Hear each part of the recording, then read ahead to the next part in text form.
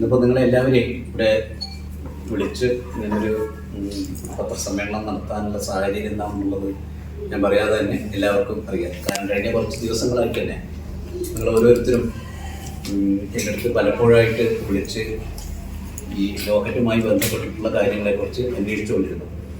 അപ്പം ഇത് ഗുരുവായൂർ ദേവസ്വത്തിൻ്റെ ഭരണസമിതിയുടെ ശ്രദ്ധയിൽപ്പെട്ടപ്പോൾ തന്നെ ഞങ്ങളത് ഇതുമായി ബന്ധപ്പെട്ട് ശ്രീ മോഹൻദാസ് ഒറ്റപ്പാലത്തുള്ള ശ്രീ മോഹൻദാസുമായിട്ട് ബന്ധപ്പെട്ടിരുന്നു. നമ്മുടെ ഡെപ്യൂട്ടി അഡ്മിനിസ്ട്രേറ്റർ ടെമ്പിൾ ഡെപ്യൂട്ടി അഡ്മിനിസ്ട്രേറ്ററായിട്ടുള്ള പ്രമോദിനോട് അദ്ദേഹത്തെ വിളിക്കാനും അദ്ദേഹത്തിൻ്റെ അദ്ദേഹത്തിന് നേരിടേണ്ടി വന്നിട്ടുള്ള വിഷമം അതെന്താണെന്ന് ഗുരുവായൂർ ദേവസ്വത്തെ അറിയിക്കാനും നേരിട്ട് വന്ന് അറിയിക്കാനും അതിന് എന്ത് പരിഹാരമാണ് നമുക്ക് തേടാൻ കഴിയുക എന്നുള്ളത് നമുക്ക് ചർച്ച ചെയ്യാം. അതുകൊണ്ട് 16-ാം തീയതി ഞങ്ങളുടെ ബോർഡ് മീറ്റിംഗുണ്ട്. ആ മീറ്റിങ്ങിലേക്ക് അദ്ദേഹത്തെ ക്ഷണിക്കുകയുണ്ടായി.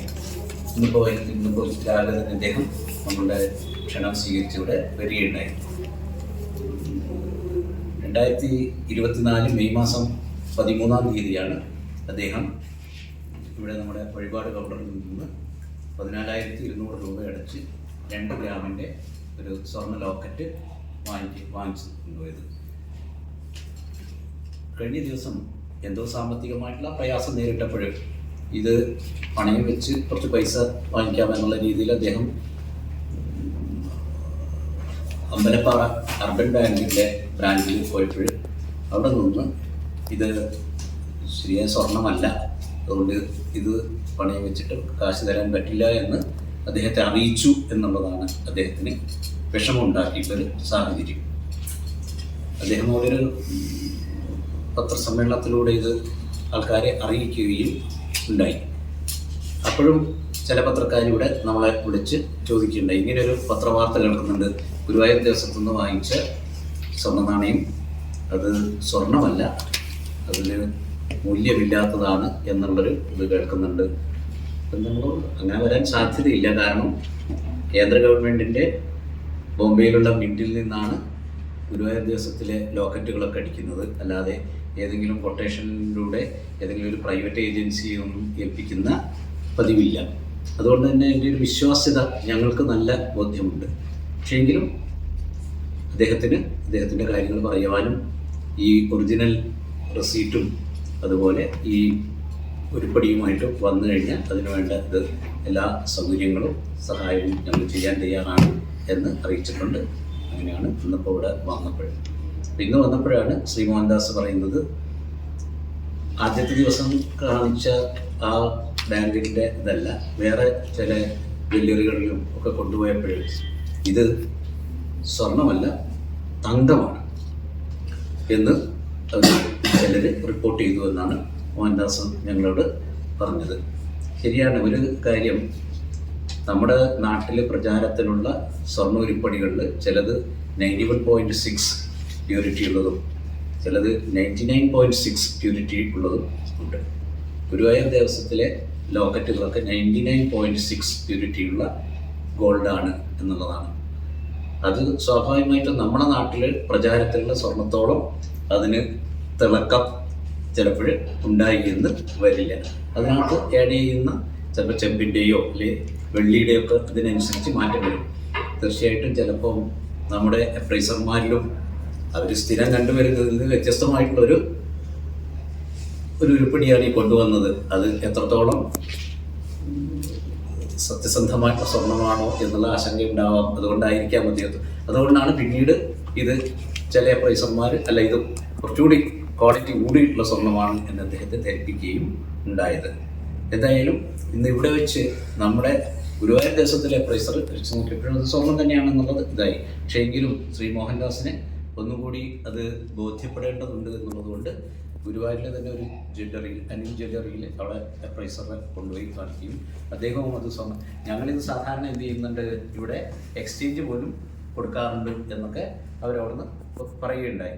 എങ്കിലും മോഹൻദാസിന് ഒന്നുകൂടി അത് ബോധ്യപ്പെടേണ്ടതുകൊണ്ട് കുന്നംകുളത്ത് പോയിട്ട് അത് ഒന്നുകൂടി ഇത് ചെയ്യുകയും അതുമായി ബന്ധപ്പെട്ട് അതിൻ്റെ ക്വാളിറ്റി സർട്ടിഫിക്കറ്റ് അടക്കം നമുക്ക് ഇപ്പോൾ ലഭിച്ചിട്ടുണ്ട്. യഥാർത്ഥത്തിൽ കഴിഞ്ഞ ഒരു 4 ദിവസമായിട്ട് എത്ര ഫോൺ കോളുകളും എത്ര മെസ്സേജുകളുമാണ് ഞങ്ങളുടെയൊക്കെ ഫോണുകളിലേക്ക് ഇതുമായിട്ട് ബന്ധപ്പെട്ട് വന്നത് എന്ന് പറയാൻ പറ്റില്ല. അത്രയും അധികം ഫോൺ കോളുകൾ ഇതിൻ്റെ നിജസ്ഥിതി ആരാഞ്ഞുകൊണ്ട് വരികയുണ്ടായി. പക്ഷെ ഞങ്ങൾക്ക് നല്ല ബോധ്യമുണ്ടായിരുന്നു. കാരണം ഇവിടെ ആ സെറ്റിൽ ബാക്കിയുള്ള ഇപ്പോഴും വിൽക്കപ്പെടാതെയുള്ള ആ ലോക്കറ്റുകളൊക്കെ എടുത്ത് പരിശോധിച്ചപ്പോൾ അതെല്ലാം എന്ത് തന്നെയാണ്, നല്ല ശുദ്ധ സ്വർണം തന്നെയാണ് എന്നുള്ളത്.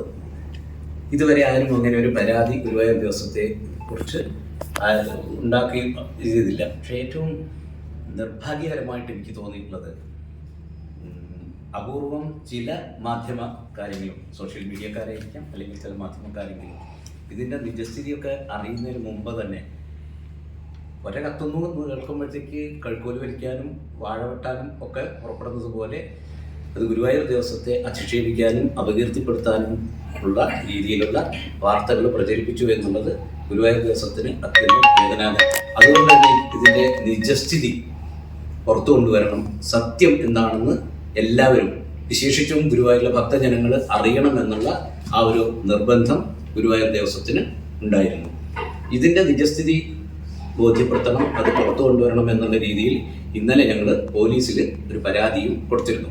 ഈ വാർത്തകൾ പ്രചരിച്ചപ്പോഴും ഈ വാർത്തകളുടെ നിജസ്ഥിതി എന്താണെന്നുള്ളത് അന്വേഷിച്ച് കണ്ടെത്തി അതിനുവേണ്ട ഉചിതമായ നടപടികൾ എടുക്കണമെന്ന് പറഞ്ഞ് പോലീസിൽ ഗുരുവായൂർ ദേവസ്വം തന്നെ ഒരു പരാതി കൊടുക്കുകയും ചെയ്തിരുന്നു.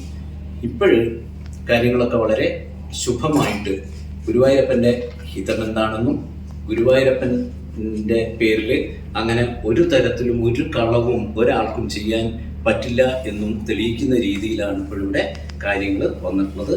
അത് ശുദ്ധ സ്വർണം തന്നെയാണ് ശ്രീ മോഹൻദാസിൻ്റെ കയ്യിൽ കിട്ടിയിട്ടുള്ള ലോക്കറ്റ് എന്നിപ്പോഴിവിടെ അസന്ദിഗ്ധമായിട്ട് തെളിഞ്ഞിരിക്കുകയാണ്. ഏറ്റവും കൂടുതൽ സന്തോഷം ഞങ്ങൾക്കതിലാണ്. സത്യം എന്തായാലും പുറത്തു വന്നിരിക്കുന്നു. സത്യം എല്ലാവരെയും അറിയിക്കാൻ. അപ്പോൾ ഒരു ദിവസം സാധാരണ പറയും എന്ന് പറഞ്ഞാൽ 1-2 ദിവസം നമുക്ക് ചിലരെ എന്ത് ചെയ്യാം, നുണ പറഞ്ഞിട്ടൊക്കെ പറ്റിക്കാനൊക്കെ പറ്റും. പക്ഷേ എല്ലാ കാലത്തും എന്ത് ചെയ്യാൻ പറ്റില്ല, എല്ലാവരെയും അങ്ങനെ നുണ പറഞ്ഞിട്ട് പറ്റിക്കാൻ പറ്റില്ല. സത്യം എന്നായാലും പുറത്തു വരും. ആ സത്യം പുറത്തു വന്നതിലുള്ള സന്തോഷമുണ്ട്. അതിന് ഞങ്ങളോട് സഹകരിച്ച ഇവിടെ ഗുരുവായൂർ ദേവസ്വത്തിലെ ഭരണസമിതിയെയും ഭരണസമിതിയിലെ അംഗങ്ങളെയും ചെയർമാനെയും ഒക്കെ ചില നല്ല പരിചയമുള്ള ആൾക്കാരൊക്കെ ഞങ്ങളോട് പലവട്ടം ഇതിനെക്കുറിച്ച് ആരാഞ്ഞിട്ടുണ്ട്. അവരോടൊക്കെ കാര്യങ്ങൾ പറഞ്ഞിട്ടുണ്ട്. അവരൊക്കെ വളരെ സംയമനത്തോടുകൂടി ഇത് സത്യസ്ഥിതി അറിഞ്ഞതിന് ശേഷം വാർത്ത കൊടുക്കാം എന്നുള്ള രീതിയിൽ ഉള്ള നിലപാടെടുത്തിട്ടുണ്ട്. അതിലുള്ള സന്തോഷം കൂടി രേഖപ്പെടുത്തുകയാണ്. ഇനി നിങ്ങൾക്ക് എന്തെങ്കിലും കാര്യങ്ങൾ ശ്രീ മോഹൻദാസിൽ നിന്ന് അറിയണമെന്നുണ്ടെങ്കിൽ അദ്ദേഹത്തോട്, കാരണം അദ്ദേഹം മാനസികമായിട്ട് വല്ലാത്തൊരു വിഷമസ്ഥിതിയിലാണെന്ന് അദ്ദേഹം ഇവിടെ വന്നപ്പോൾ അദ്ദേഹത്തിനോട് സംസാരിച്ചപ്പോൾ ഞങ്ങൾക്ക് മനസ്സിലായി. കാരണം ചികിത്സയുമായിട്ടൊക്കെ ബന്ധപ്പെട്ട കുറച്ച് പൈസയുടെ അത്യാവശ്യം വന്നപ്പോഴാണ് അദ്ദേഹം എന്ത് ചെയ്തത്, ഇത് പണയം വെക്കാമെന്നൊക്കെ ആലോചിച്ചത്. അപ്പോഴുണ്ടായ അദ്ദേഹം അനുഭവിക്കേണ്ടതായ ഒരു ദുരനുഭവമുണ്ട്. അതിനെക്കുറിച്ച് അദ്ദേഹം തന്നെ നമ്മളോട് സംസാരിച്ചു.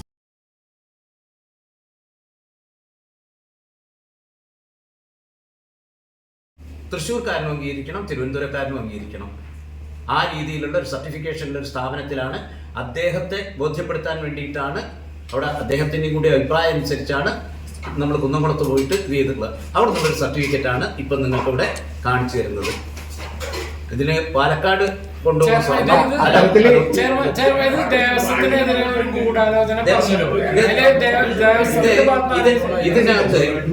ഇതിനകത്ത് ഭക്തന്മാരാണെങ്കിലും ആരാണെങ്കിലും ഗുരുവായൂരപ്പൻ്റെ വിശ്വാസ്യതയെ, സത്യസന്ധതയെ ചോദ്യം ചെയ്യുന്ന രീതിയിൽ അല്ലെങ്കിൽ ഇകഴ്ത്തി കാണിക്കുന്ന രീതിയിൽ ഭക്തജനങ്ങളുടെ ഇടയിൽ ഒരു ആശങ്ക പടർത്തുന്ന രീതിയിലുള്ള പ്രചരണവും ഇതൊക്കെ നടത്തിക്കഴിഞ്ഞാൽ അതിനെതിരെ നടപടിയെടുക്കുവാൻ ഗുരുവായൂർ ദേവസ്വം ഭരണസമിതി പ്രതിജ്ഞാബദ്ധമാണ്. ആ രീതിയിലുള്ള നടപടികൾ ഉണ്ടാവും. കാരണം ഇപ്പോഴത്തന്നെ വേണ്ടതിലധികം എന്ത് ചെയ്തിട്ടുണ്ട്, ഗുരുവായൂർ ദേവസ്വത്തെയും ഗുരുവായൂരപ്പനെയും ഭക്തജനങ്ങളുടെ ഇടയിൽ അപമാനിക്കുന്ന രീതിയിലുള്ള നടപടികൾ ആയി കഴിഞ്ഞിട്ടുണ്ട്. നമസ്കാരം, ഞാൻ മോഹൻദാസ്. ഞാൻ അമ്പലപ്പാറയിൽ വന്ന ആളാണ്. 13/5/2024 ഞാനിവിടുന്ന് 2 ഗ്രാമിൻ്റെ ഗുരുവായൂരപ്പൻ്റെ ലോക്കറ്റ് വാങ്ങുണ്ടായി. അത് 28/6 ഞാൻ അർബൻ ബാങ്കിൽ പണം വയ്ക്കാൻ പോയി. അവിടെ ചെന്നപ്പോൾ അവിടുത്തെ മാഡം ഇത് സ്വർണ്ണമല്ല എന്ന് പറഞ്ഞു. നെക്സ്റ്റ് അടുത്തുള്ള അനങ്കാൽ ജോലിയിലും കൊണ്ടുപോയി, അവിടുന്ന് സ്വർണ്ണമല്ല എന്ന് പറഞ്ഞു. പിന്നെ പിന്നാലെ പറഞ്ഞിട്ട് ഒരു കടയിൻ്റെ ആ കടയിൽ കൊണ്ടുപോയപ്പോഴും ഇത് സ്വർണ്ണമല്ല പറഞ്ഞു. ഞാനത് കൺഫ്യൂഷനായി. പിന്നെ എന്താ ചെയ്യേണ്ടതെന്ന് എനിക്കൊന്നും അറിയാണ്ടായി. അപ്പോൾ ഞാനൊരാളെ വെച്ചു. അത് അതിനെ പറ്റിയിട്ടുള്ള ഇതൊക്കെ ഉണ്ടായി, ഡിഷ് ഉണ്ടായി. മാത്രമല്ല ഗുരുവായൂർ ദേവസ്വത്തിനും ഭഗവാനെയും അപമാനിച്ചെന്ന് പറഞ്ഞാൽ മനഃപൂർവ്വം ഇത് ഞാൻ ചെയ്തിട്ടില്ല. ഇപ്പോൾ ഇത് സ്വർണ്ണമാണെന്ന് ഇവിടെ വെച്ച് തെളിഞ്ഞു. അത് കാരണം ഭഗവാനും നമ്മുടെ ദേവസ്വം ബോർഡ് എനിക്ക് മാപ്പ് തരണം. ഇത്ര മാത്രമേ എനിക്ക് പറയാനുള്ളൂ. ഞാൻ മോഹൻദാസ് ഇത് സ്വർണ്ണമാണെന്ന് തെളിഞ്ഞു. സ്വർണ്ണമാണെന്ന് വിശ്വസിക്കില്ലേ? അതെ, വിശ്വാസമുള്ള എല്ലാം. എങ്ങനെ തെളിഞ്ഞു വെച്ചപ്പോൾ ഞാൻ എന്താ പറയും, ഇവിടെ വലിയ ടെസ്റ്റ് ചെയ്ത് നോക്കിയിട്ടില്ല. കുന്നംകുളത്തെ അധികാരപ്പെട്ട സ്ഥലത്ത് ടെസ്റ്റ് ചെയ്തല്ലോ, അവിടെ തെളിഞ്ഞു. അതല്ലാണ്ട് പല സ്ഥലത്ത് പോയി. 3 സ്ഥലത്ത് ടെസ്റ്റ് ചെയ്തല്ലോ. അത് 3ലും സ്വർണ്ണമാണെന്ന് തെളിഞ്ഞു. അത് നിങ്ങൾക്ക് ബോധ്യമായി? 3 സ്ഥലത്ത് ടെസ്റ്റ് ചെയ്ത് സ്വർണ്ണമാണെന്ന് തെളിഞ്ഞു. പക്ഷേ ഞങ്ങളുടെ അവിടെ 2-3 സ്ഥലത്ത് ഇത് സ്വർണ്ണമല്ല എന്നാ പറയുന്നത്. അപ്പൊ അങ്ങനെ ഞാനത് വിശ്വസിക്കുന്നില്ല. ഞാനത് വിശ്വസിക്കുന്നില്ല. ഞാൻ ദേവസ്വം ബോർഡിന് ഗുരുവായൂരപ്പനും വിശ്വസിക്കുന്നു. അവരുടെ സാന്നിധ്യത്തിൽ ഞാൻ മാപ്പ് പറയുന്നു. അവരെ അപമാനിച്ചതിൽ വളരെയധികം ദുഃഖിതനാണ്. ഞാൻ മനഃപൂർവ്വം അല്ല ഒന്നും ചെയ്തിരിക്കുന്നത്.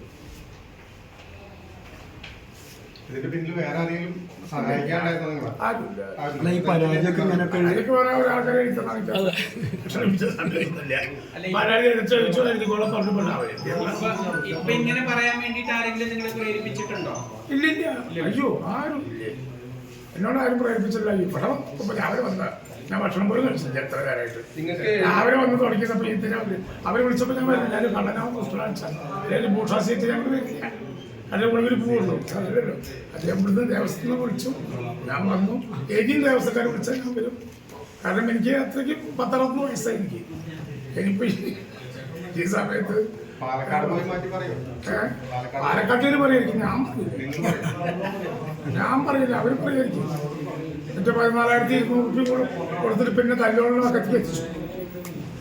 അപ്പം എൻ്റെ അവിടുത്തെ ഉള്ള ആൾക്കാർ ചുറ്റുപാട് മനസ്സിലാക്കി ഞങ്ങൾക്ക്.